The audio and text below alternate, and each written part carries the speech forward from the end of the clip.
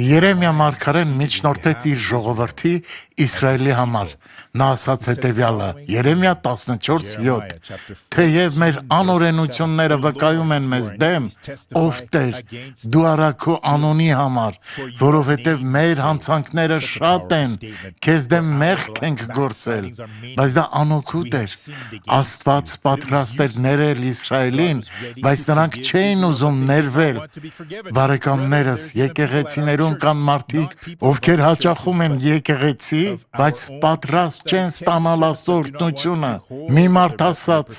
ես կհավատամ միայն այն օրը, երբ թոշակի անցնեմ։ Այդ օրը ոչ ոք չի կարողանա խլել ինձանից։ Ուստի ես ասացի, այդ դեպքում դուք երբեք չեք ազատվի, տխուր եղբայրներ։ Հայր, ես հիմա աղոթում եմ բոլոր մարդկանց համար, ովքեր մոլորված են։ Ես հիմա օգտագործում եմ իմ իշխանությունը եւ ասում եմ. Սատանա, դու պարտված ես, հեռացիր ամբողջ չարիքի հետ, Հիսուսի անունով, Աստված օրհնի քեզ։